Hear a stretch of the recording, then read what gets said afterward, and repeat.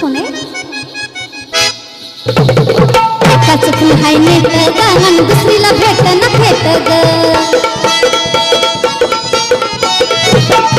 एकाच फुल हाय नेट ग आणि दुसरीला भेट ना भेट ग. एक पिल्लू तर दुसरी आहे जाना, एक पिल्लू तर दुसरी आहे जाना. मला वाटतंय तुमची सीमा